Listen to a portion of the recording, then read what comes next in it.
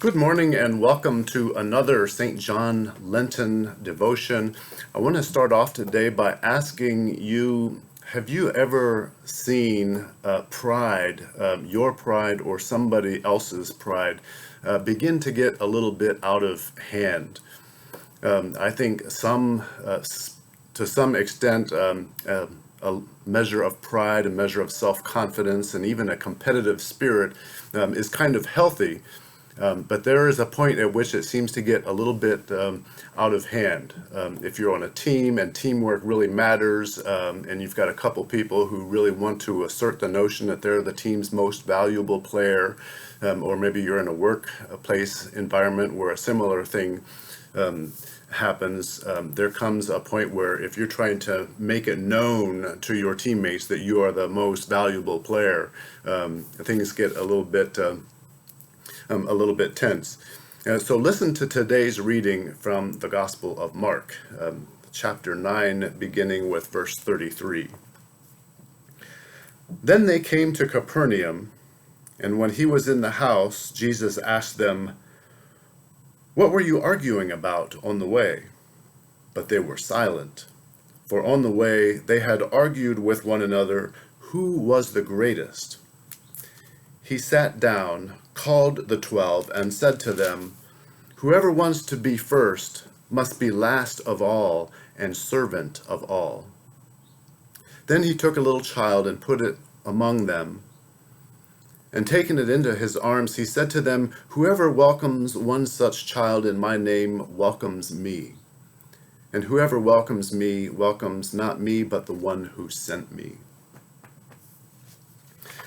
So I can't help but wonder how an argument like this unfolds among the followers of Jesus. Like, what was the ground or the foundation for determining who is the greatest among Jesus' followers?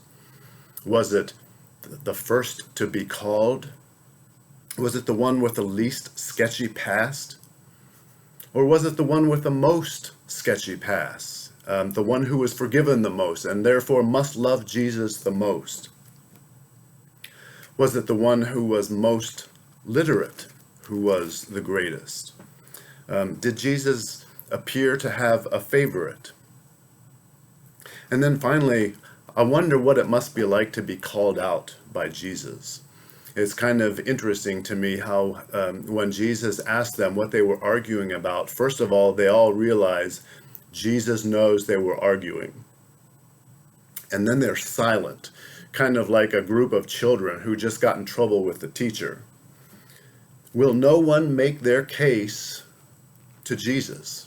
They shared so boldly with each other, but now Jesus has asked about this argument and they all fall silent.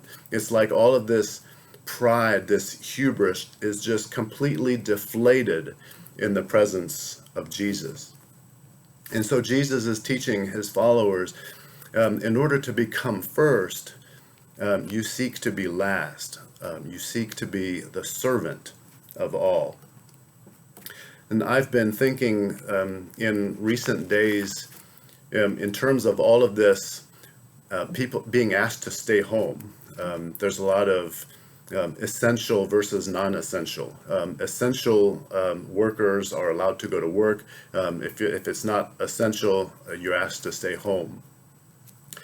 And, of course, first responders, I think everybody already agrees are essential, and most of them already have a favorable attitude. I mean, we think positive things about police, firefighters, and EMTs, and doctors and nurses who continue to work. But recently I've been thinking a little bit more about delivery drivers and long-haul truckers, and grocery store workers.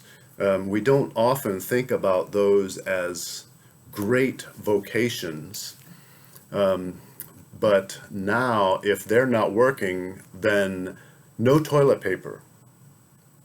And so my attitude about those professions is changing somewhat, and I wonder if when this is all over, or even now, if you know somebody who has one of these professions, and you can no doubt think of some others, let them know how much you appreciate what they're doing, and what it's like having to be so careful in doing what they do.